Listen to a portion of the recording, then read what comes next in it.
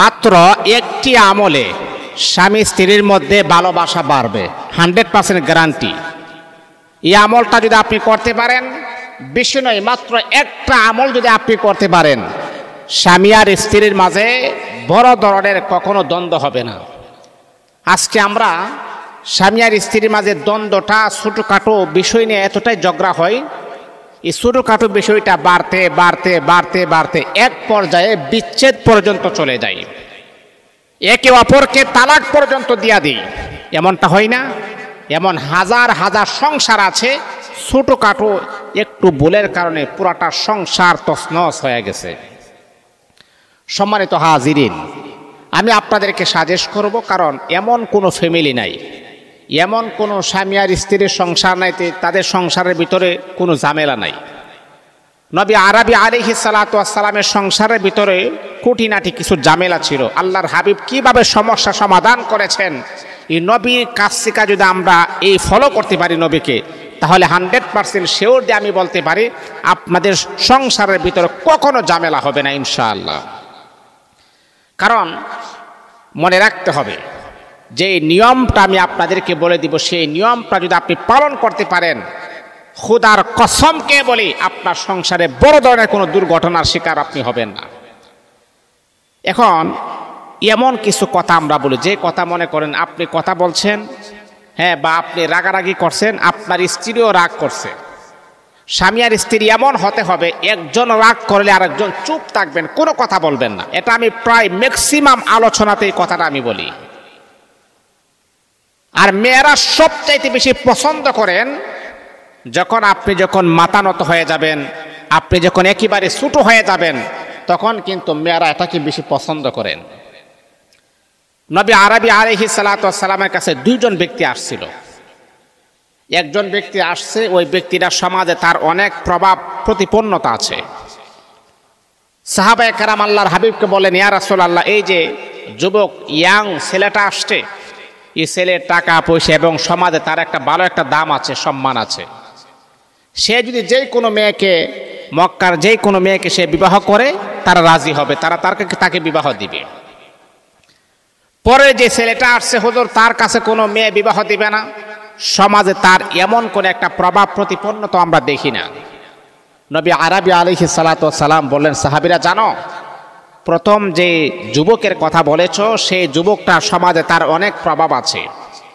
মনে রাখতে হবে, সমাজে তার যতই প্রভাব থাকুক না কেন, আল্লাহর কসম পরের যুবকের সমান তার কখনো হবে না। কারণ ওই ব্যক্তিটা সমাজে তাকে মানুষে ভালো মনে করে, সমাজে তাকে মানুষে বীর পুরুষ মনে করে, সমাজে তাকে নিয়ে মানুষ অনেক প্রশংসায় মেতে ওঠে। কিন্তু ওই পুরুষটা তার স্ত্রীর সাথে সবচাইতে বাজে ব্যবহার করে, দুর্ব্যবহার করে, এটার কারণে সে জাহান্নামী হয়ে যাবে।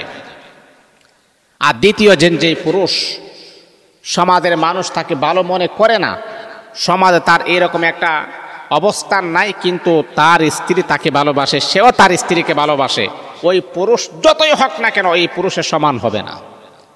এই জন্যে বাবা, অনেক পুরুষ আছে কি জানেন, স্ত্রীকে ইচ্ছা মতো শাসায়, ইচ্ছে মতো শাসন করে, আর আমরা বলি কি সেই বীর পুরুষ।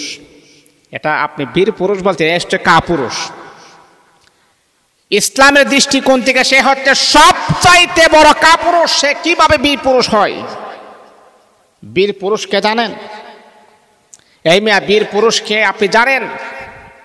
আপনারা মনে করেন স্ত্রীকে আঘাত করতে পারলে, স্ত্রীকে ইচ্ছা মতো শাসন করতে পারলে, আমার কথার উপর কথা বলবা না, বেয়াদব, চুপ থাকো, আর স্ত্রী তাকে বাঘের মতো বই পায়, তখন আমরা মনে করি সে হচ্ছে বীর পুরুষ। না, সে হচ্ছে কাপুরুষ।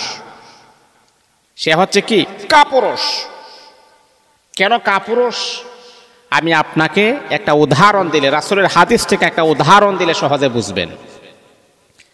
এক পূর্ণিমার রাত্রিতে আল্লাহর হাবিব বিশ্বনবী সাল্লাল্লাহু আলাইহি ওয়াসাল্লাম আমাদের আয়েশাকে নিয়ে খোলা মাঠে গিয়েছেন।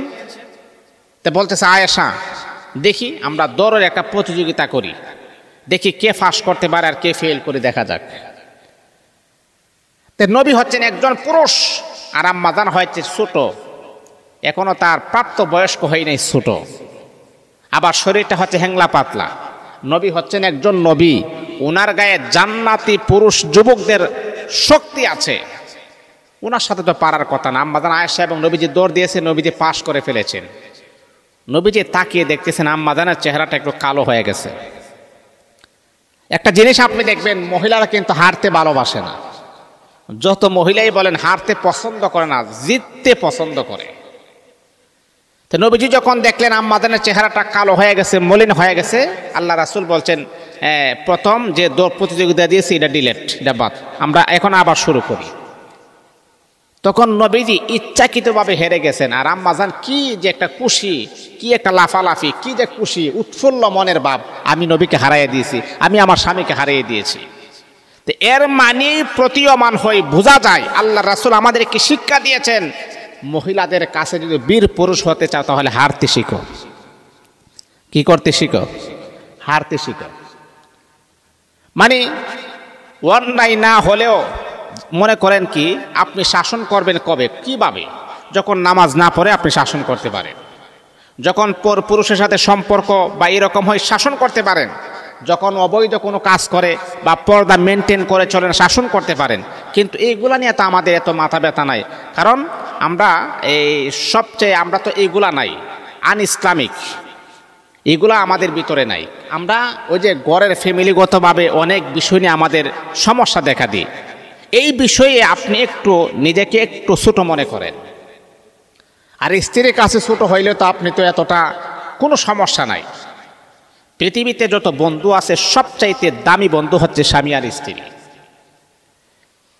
আরবের একজন বিখ্যাত একজন ডক্টর, উনি বলেছেন আমার হাজার হাজার ছাত্র আছে, তাদেরকে আমি একটা প্রেসক্রিপশন দিয়েছি যে বিবাহ করলে যদি তোমরা একটা কাজ করতে পারো তোমাদের স্বামী স্ত্রীর মাঝে ভালোবাসা বাড়বে, কখনো কমবে না।